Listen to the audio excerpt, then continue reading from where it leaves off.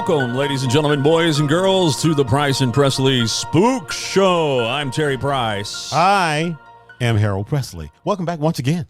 We're so glad that you guys have joined us for this exciting episode that we have today for the Spook Show. Actually, we got a guest this time. We do have a guest. Another guest, and we're going to be getting that in just a second. But just to remind you, it's the regular guy look at the spooky, the paranormal stuff you can't explain or go to sleep afterwards. That's right. Now, neither of us are really experts in this topic, although Terry's much more of an expert. You know that because you heard him talking about his experience with DAPS. Back in the day.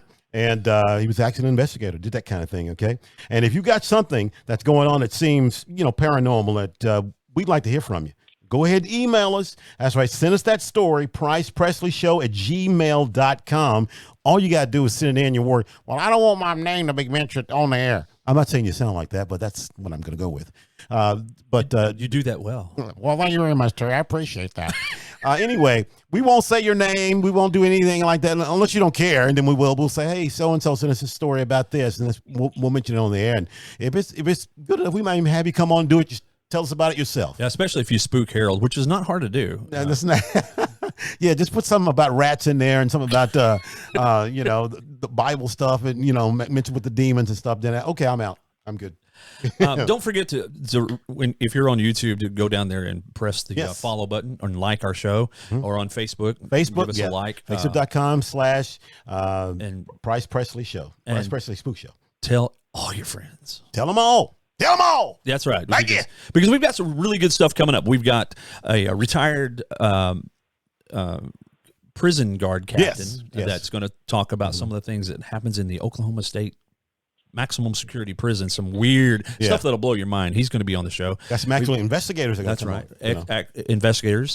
We also have a actual I forget what she calls it. I'll have to look that up, but it's basically parapsychology.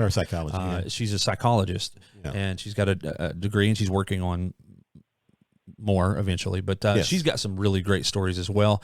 And we've got some folks who have told us their story, and we're actually going to get them on to tell us their story. Tell us the story themselves. Yeah. So we got a lot of things coming up, but today, yes, we got a great one today. We got a really good one today. Personal friend of yours going to help us out. Talk to us. I just want to point out that this fellow, Mr. Kelsey, and we like to not give last names in this show, but Kelsey lives in southeast Oklahoma. And that's as far as we're going to go. Is that Bigfoot territory? It is definitely Bigfoot territory. Okay, that's what I thought. There's a lot of activity. I know how much you love your Bigfoot. In the area he lives in, there's not that much that I've heard about. Yeah. It's a little further east of where he's at, but I mean, it's close enough. And look, I don't want to preface this by saying that Kelsey had a Bigfoot experience, because we really have no idea what it is, and I don't want to go any further. But he had an experience. He had an experience with something. Okay. And you know what? Let's just get him on. Let's just get him on and let him tell it in his version, and you guys can make up your own mind. Ladies and gentlemen, my good friend, Mr. Kelsey. Hello, Kelsey. Good afternoon, gentlemen. How are you today? All right. How you doing today? I'm doing all right.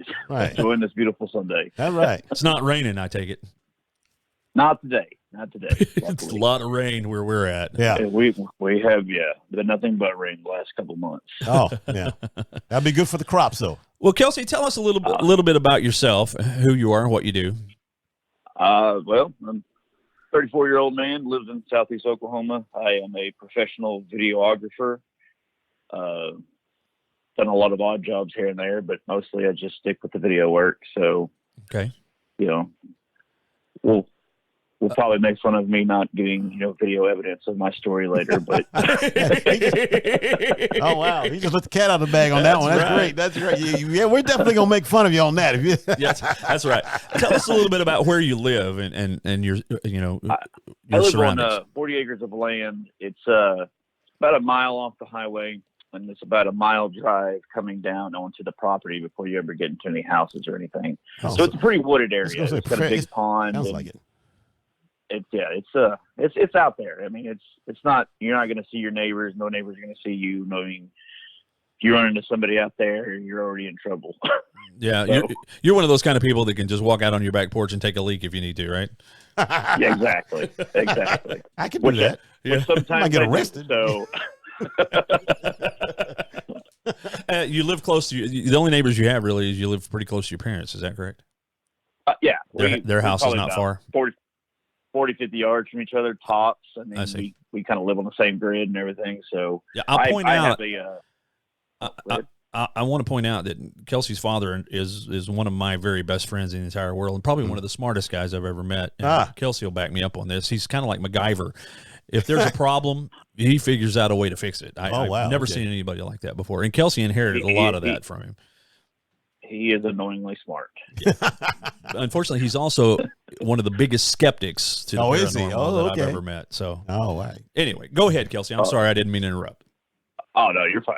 Where was it? But anyways, yeah, we live out on the land. I live close to my parents, and we're on the same grid and everything. We've been out here, I think, roughly about 8 years, maybe 9, go close to 9. Hey, but you've had that property for a very, very long time. It's been in the family for a long time, right? The property's been in the family probably 50 more years. I mean, my dad grew up running around on this property. We used to have some pretty amazing paintball tournaments out there on that property. Yeah, good space for it. Yeah, that was long before we ever lived on it. Yeah, we home settled it about 8 years ago or so. There was always a barn there on that property. That was. Yeah, it was a very old, large, metal, like tin barn out there. I mean, that sounds spooky already, right there.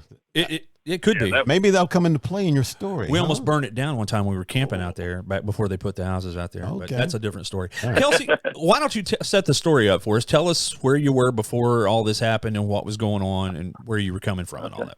And be sure you tell us. Be sure you tell us a little bit about the time of the season and the weather and what was going on that night. All right, me and Harold are going to shut up now. Go ahead. All right. Well, it was a Saturday night, and I had gone out to a buddy's house because my girlfriend at the time was working. She was a bartender. So, instead of sitting at home all night, I went to a buddy's house to have a few beers. He works at a local brewery, so we were drinking quite expensive craft beers that I didn't have to pay for. So it was a good night.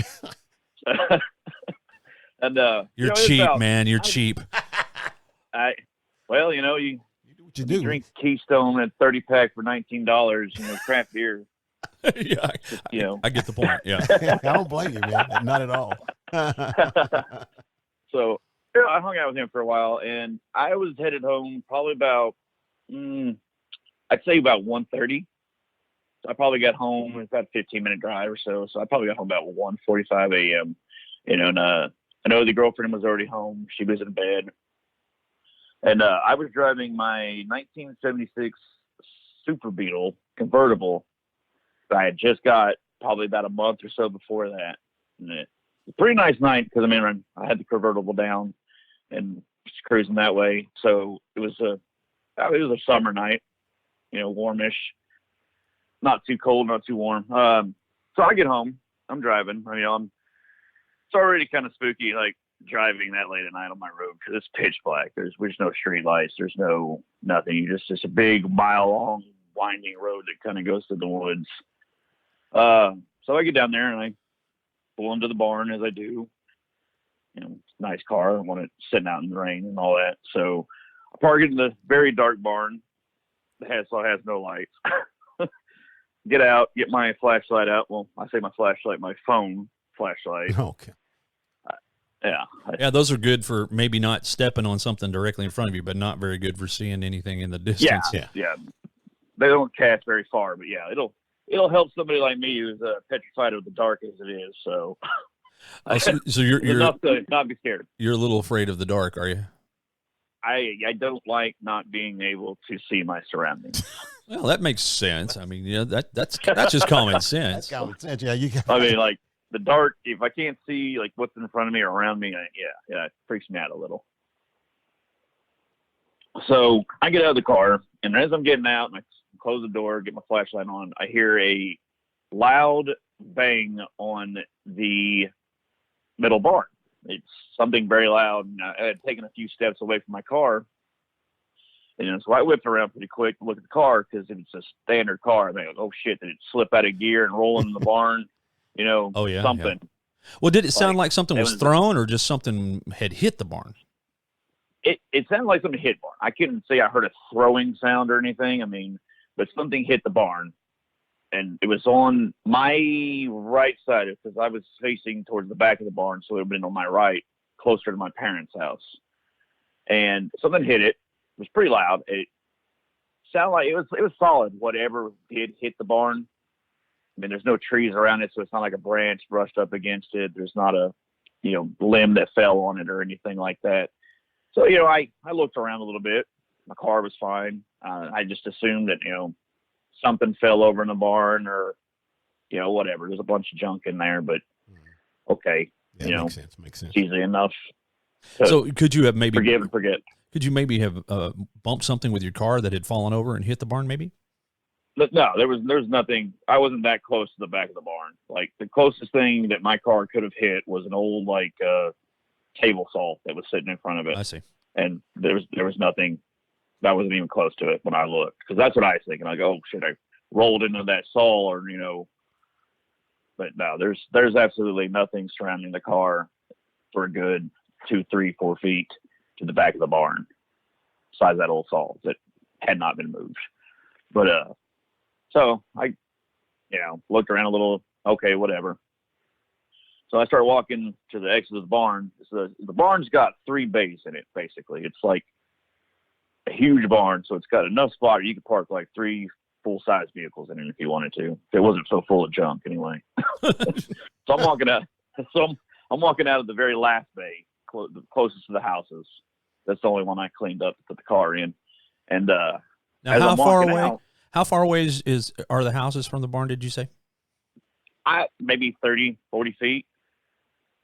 Okay. I mean, you can see my parents' front porch from the side of the barn. The barn, where the bay I walked out of, it has an opening on the side that you can see their house from. Okay. So I would say about 30, 40 feet from their front door. And then my house is a little bit further to the right, over kind of in a little nest of trees, because I built a tiny home out there. So 50 or 60 feet from there, probably. Yeah, probably a little bit further, definitely. Okay. And so I start to walk out of the barn, and then I hear what sounds like very heavy breathing. The best I can really describe it, it's like a really low, kind of growly breath. A low, growly breath. It's like somebody's. I don't know how to really describe it, but I mean, the best way I can sound like it sounds like like what you would in your head would imagine like a perverted old man sitting there grunting and breathing heavy would sound like. Can you demonstrate for us? I don't know. You probably bit of territory for that, Terry. Hey, don't get smart. Seriously though, okay, can you kind of give us an idea of what maybe it might have sounded like? It was like a let's see if I can do it. Like it just really low. Like wasn't like a growl, but it was like something struggling to take deep breaths. Okay. Now, did it sound like it was? People you can tell the size of something sometimes by the breaths that they take.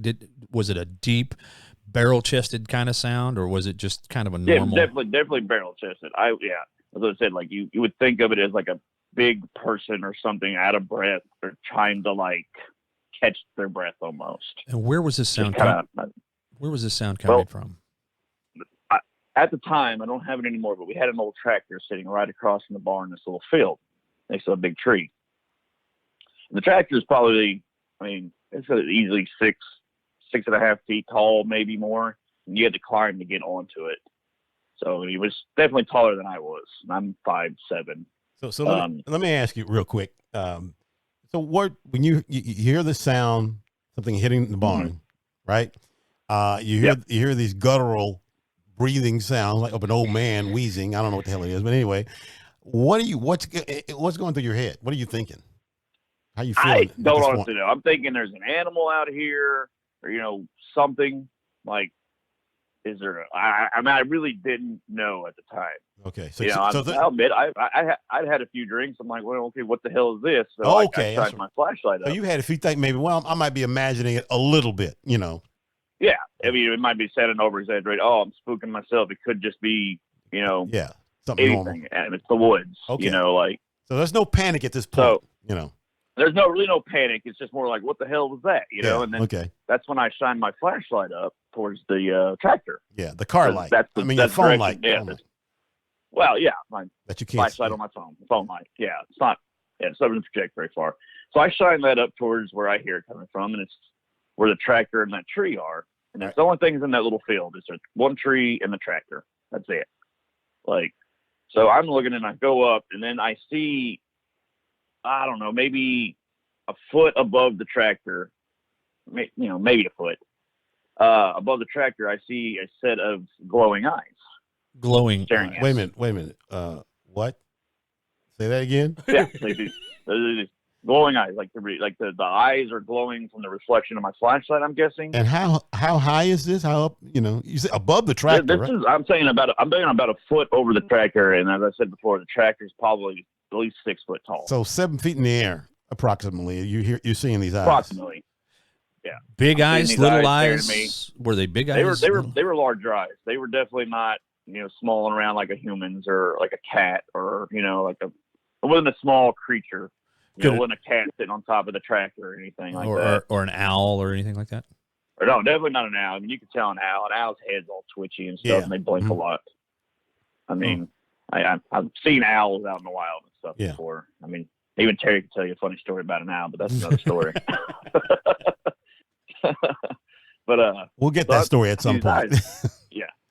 I see these eyes staring at me. And now I'm connecting this heavy breathing, these eyes staring at me. I don't know what the hell it is. I'm frozen. I don't know what the hell to do. Tell us about your feeling right at that moment. What were you feeling? I mean, I just froze. Like I couldn't move. I didn't take a step back. I'm not even sure if I actually said anything out loud. Like, usually when you're startled, you're like, oh shit, or something, like I don't think I said a word. I just stood completely still, staring at this thing, listening to it breathe. I didn't. It took maybe, 30 seconds before I decided to react. Wow. And then it took you that long to react. It took you that long to do anything. Were you? I mean, it was just. Did you feel any other adverse effects? Were you sick at your stomach or sweating? I wasn't sick at my stomach at first. It was definitely a little shaky, kind of like you get the chills and stuff. When you get a little creeped out or whatever. I had that, I had goosebumps. I was frozen. I did feel a little chillier than it was out. Like a cold breeze had come over me or something. That's weird. Yeah. Yeah. So by the time I react, I look over, I see that the parents' front light is on, my porch light is on, and my dad's office light's on. So I'm like, well, hell, he's still awake. Let me call him. So your first reaction was go get dad. Your first reaction was to call somebody, call my daddy. not to run away. Did that ever cross your mind to just take off running? No. I never even remotely thought about running because I didn't know what it was, and I've watched enough TV or whatever, and it could have been a bear for all I knew at this moment. Well, that's actually wise. Yeah. So that makes sense. He froze. Okay, this thing, I don't know what it is. Maybe it won't detect me. I'll just stand here for a second and see what happens. In your mind, you're thinking, okay, let me just stand here and make sense of this. Was it a conscious decision to just freeze, or did you just do it? No, I just froze. Just did it. I literally just froze. I just could not move because it had literally just shook me. I had no other reaction to make. I said, it took a good 30 seconds before my mind kicked back in. I'm like, oh shit, I got to do something. Now you've lived in the country. You've lived in the country for a long, long time and been in the woods and all that sort of stuff. So, I mean, you've seen lots of animals. Have you ever had this reaction with anything before?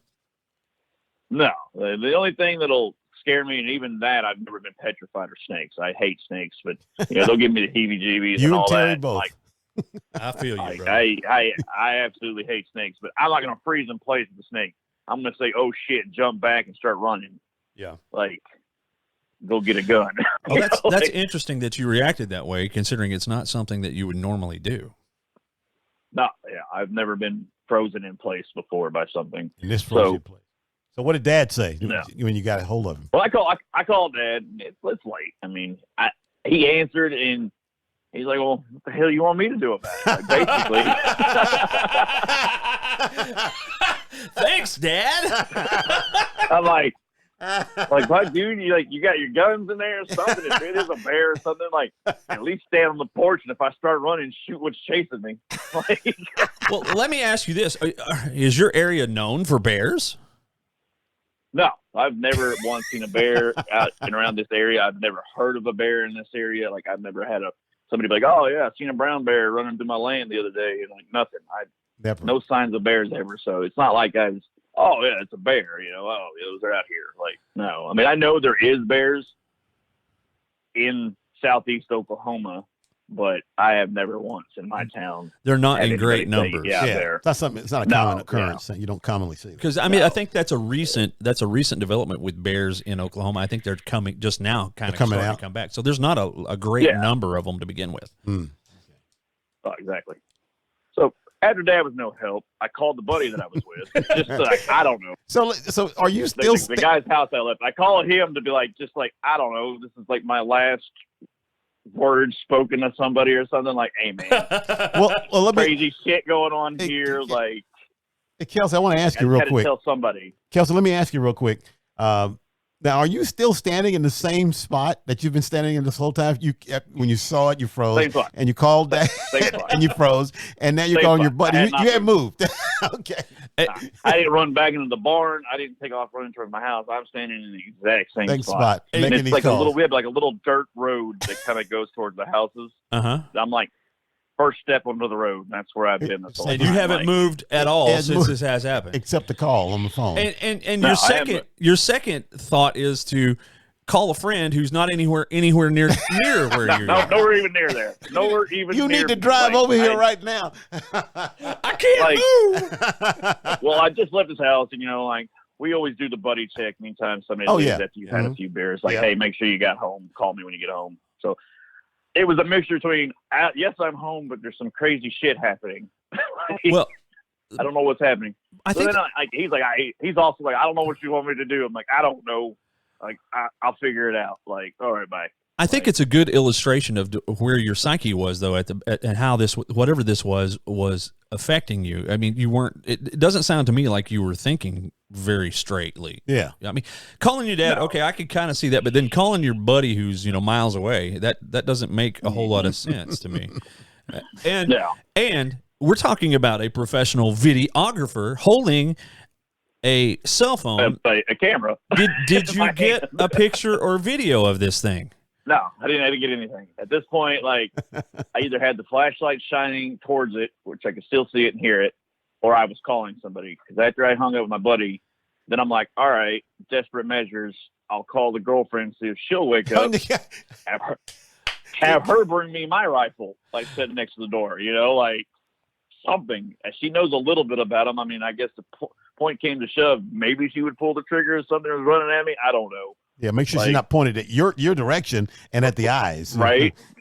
Yeah, I call her. She doesn't answer. I leave a voicemail. I don't even what all I said, but I'm like, I'm outside. There's some scary shit happening. Is the breathing still? I don't want to move. Like, is the breathing still going on during all of this? Yeah, the breathing is still happening while I'm making the phone call. So while you're doing all this, you're slight moving it. So while you're doing all this, you're continually hearing the. Whatever that is. It's moving slightly. It's moving like that. I can see the eyes and it's moving. I can't make out. Moving. What do you mean by moving? Again. Was it swaying side to side? You can kind of see it like swaying. Like anybody that's standing, nobody can stand perfectly still. Nothing can stand. Oh, so it's not moving towards you in your direction. No. It's not walking towards me. But you can see like a sway, like a move. Okay. Like it's something alive. Obviously, it's not like, oh, I'm seeing a reflection of. Who what the hell knows? I just got to ask at this point. Harold, if that were you, what would you do? Oh, I wouldn't even get to this point. What are you talking about? When I heard the bang, I'm in the house. The bang on the side. I might go around the side of the barn to see what hit, and if I didn't see anything hit, I'm going in the house. I'm gone. I'm not staying. No. I think that would be most people's reaction, but I think that illustrates. Something weird is going on here because he didn't even react like a normal person would think that they would react in this situation. I don't think you would if you're kind of spooked by something like that. It froze him.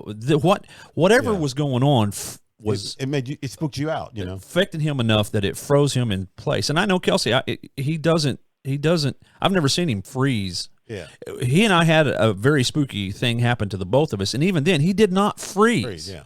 So this must have really been something to spook you out, man. It's really kind of freaked you out a little bit. So you called the girlfriend. She never came out, right? No, she never answered. Never answered voicemail. So I don't know. I don't know how long transpired between that phone call and it, but I'm still like pretty much having this staring contest with whatever the hell this is looking at me. And it's just standing there looking. Just standing there with the eyes, you know. It's just standing there looking at me, like standing a little, like maybe 3-4 feet back from the tractor. And as I'm starting to think, like, okay, nobody's coming to help poor Kelsey outside scared. Even though your dad's like 50 feet away in the house right there, yeah. he could come out. Yeah. Like, I'm not sure exactly what his reason was. Like, I think he gave me an excuse later on, but I don't want to. He might have thought you were just joshing him. Yeah, he might have thought that. You know? It may be like, oh, yeah, whatever. It's 1:30 in the morning. He's probably been drinking. He's full of shit. Like, yeah. I'm sure that's what he thought. Yeah. You know. Probably. Yeah. So after all this, like, I'm standing there staring at it, and then on my left is the houses at this point. I'm staring towards the tractor. The road leading out is to my right. So I'm back away from the barn, basically. And at this moment, I hear, "What are you doing?" And it's my 6-foot something. I don't remember how tall exactly she was. Ex-girlfriend standing there. Oh, I was going to say, what? The ever living fuck out of me because I'm sure she did. Oh my goodness! A giant woman in the dark staring at me like. What are you doing? That's funny. And I'm like, then I reacted like at that point because it was taken back because I didn't expect something on my left. Yeah. Then I'm like, she shocked you out of your. What was that? Yeah. She shocked you out of your fear. Okay. And then I turn around. I'm like, you don't see that, and it's gone. It's not there. Wow. It's not there. Wow. I'm like, she's like, see what? Like, and then there's nothing there anymore. I'm not gonna walk over and be like, oh, it's right here. You know, like I'm gonna get in the house. Really gonna get in the house. Like, let's go. I went in, got in the house, locked the door. I got my rifle, and I sat on the couch. Like, I told her what happened. You know, she's a little freaked out at this point. I mean, I don't know if she was never really like a big believer of that kind of stuff, but I'm like telling her what's happening. I think I even texted you that night. Yes, you did. Yeah. Like, wow, you got to text. We might have even talked on the phone that night or the next day. I think it was the next day. I remember talking to you about it. Yeah. I remember talking to you about it because it was like, well, if anybody believed me, it's Terry. Like, at least he'll listen. Well, I don't know why anybody wouldn't believe you. It's not an unbelievable story, but especially if it's not normal for him to do that. If you were saying, "Hey, it was an alien," or it was Bigfoot different. or something, then I could understand why nobody would believe you. But you just said you saw some eyes and some movement and you heard something. You know, it caught my attention immediately. Yeah, go ahead and finish up the rest of the night there, Kels. I mean, that's basically the end. I mean, at that point, I had gotten the house. You know, by that point, the adrenaline is wearing down. And then, I was a little sick to my stomach. I was still a little shaky, you know, like you are when the adrenaline finally wears off. So did you ever go back out and look to see if you saw any footprints or anything? I went back the next morning when I got up. And then I kind of looked around. I mean, it was summer. It was very dry, so there was no mud or anything. So footprints were not there. There was nothing like that. Obvious to say, hey, something large was standing right here, you know. And I looked all around the area as best as I could. I mean, I didn't go tracing through the woods or nothing looking for trails, but I was still a little freaked out. I didn't want to run into whatever the hell it was. What hell? Like, and you never saw anything on the side of the barn that would have hit the barn to make that loud sound. I did take a look at the barn. I walked around the barn. I didn't see anything. There was no, like I said, there's no trees around it, so nothing fell on it. Nothing was brushed up against it. I didn't see any like debris or rocks or anything like that. It just sounds to me a little coincidental that you'd hear the big loud bang on the barn and then have this experience. It has to be connected somehow. Oh, it has to be. I know, no question. Especially when you don't see a rock, like you say, something to show that something hit it. So, well, it's got to be connected. When he first told me this story, my first thought was there two? I think there might have been two. Oh, one behind the barn or next to the barn, and then one over there by the tractor, because in a lot of stories that I've read and have listened to, there's generally not just one, because they travel in what they call troops. If it were a Bigfoot, or like a couple, Mr. and Mrs. Bigfoot. It's possible. This is my wife. It's Mrs. possible. Foot. It's very possible. Wow. It would seem very difficult for anything to get from behind the barn, over to the tractor. Yeah. That quickly, That quickly. Because it would have been unless it was throwing something. Now that was my other thought, was that it had thrown something. But you would have seen it. You would have seen which is also very characteristic of a lot of the reports that I've go ahead, Kelsey. I've often thought of it like, maybe if there was to, I mean, I do lean towards it being a Bigfoot because I am a believer in everything. Yeah. And I just know there's no bears or anything. But I've often thought of it after the fact that when I'm driving up, maybe I cut one of them off. Oh yeah, that's a good point. One was already passed towards the barn, and I came up between them, and the other one didn't. Pulled in. I see. That makes sense. Maybe the bang was a distraction, so the other one could run across and get away. Yeah, and then as I'm getting out, we're in a staring contest there. Wow, that actually makes a lot of sense. So. With having said that, it sounds like whatever this is, if it was something like that, would have been just as scared of you as you were of them. Like they're going like, oh it didn't seem aggressive. Yeah. Yeah. They just want to get out of there. I never got an aggressive. They just want to get out. Let's get out. I got to get you out of there. It's funny. I just listened to a story last night about somebody talking about a Bigfoot encounter, and one of the first things he said was that we could hear it breathing.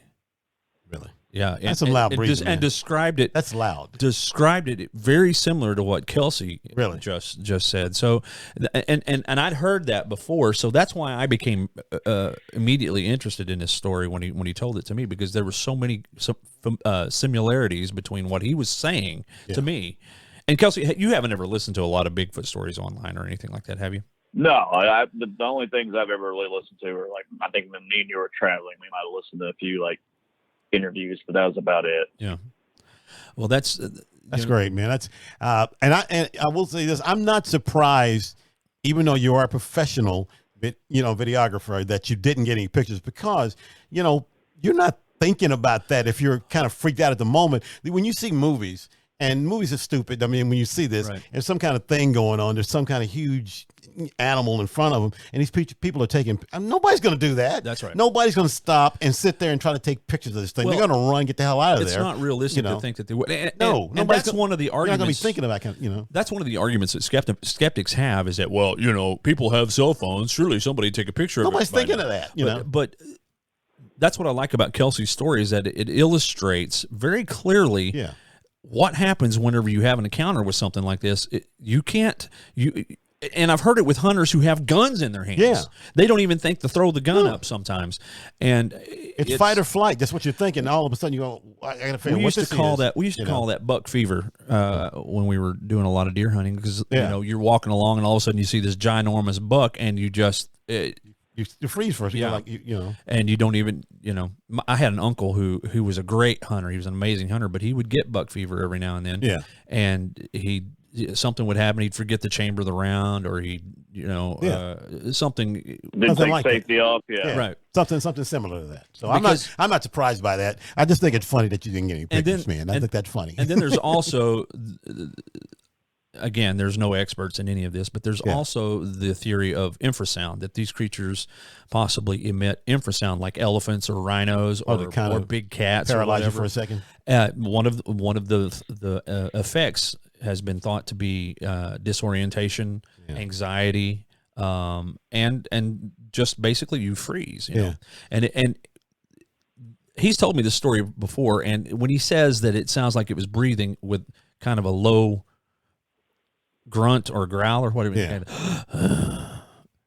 It just makes me wonder if it was emitting this sound that would cause Kelsey to stay away from it. I think I knew a girl that snored like that one time. I mean, it was close. I mean, I think that's when we broke up, actually. I can't stand you sleeping. You make all this noise. But anyway, I'm sorry. I had to get that out of me. Well, I've been holding that in. I feel better, yeah. Okay. Right, just check it. Well, Kelsey, have you had anything else happen? Anything at all that just seems weird out there? We got a little more time left, so you can share that with us. Was this a one-time thing? No, it's just it was a one-time occurrence. I haven't had any other encounters like that. And I've been all through these woods at night. I mean, I used to have a golf cart. I used to drive around out in the woods at night. I mean, I've walked them. I've taken, buddies on hikes and stuff. Just, I've never experienced anything like that again. And I've been here 8 years. Does this encounter make you a little more leery about being around in the woods? It does. I kind of keep my head on a swivel a little bit more at night, getting out of my vehicles and walking to the house. Now I'm like, all right, just in case. Well, because I better get a photo this time. Please, next time this happens, we need a picture. Does this experience, because you didn't actually see anything, do you kind of in the back of your mind say, well, I don't really know what it was. It might not have been anything. Yeah, I do. You always got to have room for skepticism when you have encounters like this. You can't just definitively say it was this. Because I don't know at the end of the day. I don't know what it was. Do I think I know what it is? Sure. But without actually, putting the pin right on it, I can't. In a way, Kelsey, I'm glad you didn't see what it was, because from a lot of the stories and accounts that I've witnessed or read or whatever, once you see it, it changes everything. Yeah. I'm not even sure if you'd be able to live out there had you actually seen something that you couldn't explain, as far as what the creature was or what it was. I mean, even if it were a big bear, seeing a big bear out there, that would have, and knowing that it was a big bear, that can change how you feel about the area as well. Oh, definitely. But so you couldn't ever make out a silhouette. You couldn't make out the outlines of what it was. All you could see was eyes. Exactly. I could tell. I could tell it was something, and I could see it kind of swing back and forth, like I was saying. That was about it. You couldn't see a shape, or I didn't have enough. Yeah, I didn't have enough range of my light to silhouette it exactly. Right. Yeah.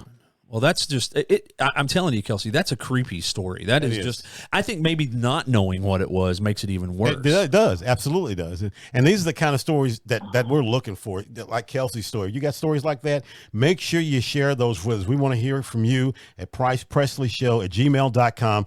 Email us those stories. And we'll talk about them ourselves over there. If you don't want to talk about them yourselves, we won't mention your name, anything like that. That's right. But we want your stories. We want to hear spooky, paranormal, unexplainable, anything like that. You have a UFO sighting? I had this UFO sighting. Share it with us. We want to hear about it. Yeah, just don't call us drunk. Yeah.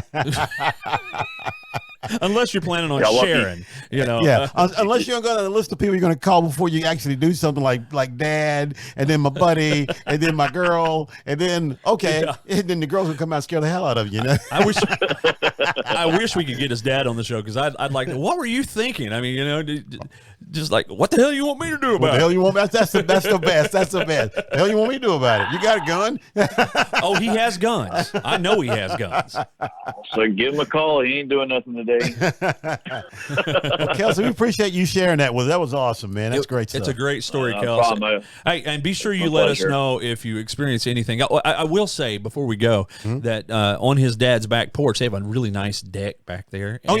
And they have a movie screen that they put I think I remember you mentioning something I went to visit them, what was it, about 4 or 5, 6 months ago? So you sit on this deck outside in the middle of the woods with a big movie screen. Yeah, I'm trying to paint this picture. And you know what we watched? What are you watching? The Legend of Muddy Bogey Creek. Oh, hell no. And brother, let me tell you, there ain't nothing like watching that movie in the woods. No. You're going to get me. Okay, you're going to get me, a black man in the middle of the woods, watching The Legend of Boggy Creek on a big screen. I want to take you down there. We're going to do that. You got to get me plenty drunk, okay? I'm gonna need more. I'm gonna need more than a 12-pack of some light beer. Okay, I need something more than that. You don't want Oklahoma beer. You want Texas beer. I want Texas beer, baby. Y'all come on down, see us. Well, Kelsey, thank you so much for sharing your story with us. We really appreciate it.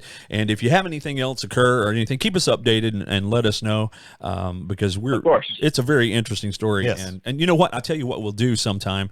I have a couple of pictures that we took when I was there. Yeah. Of some tree breaks. Now, I don't know whether they're natural breaks or whether what, but they're interesting to look at, and I'll post those up somewhere during this video. Okay. So that people can, right now, I'll post something up right now so you can see it. But if you're listening, you've seen that stuff. We put it up there. But just let us know if anything else happens and how things go.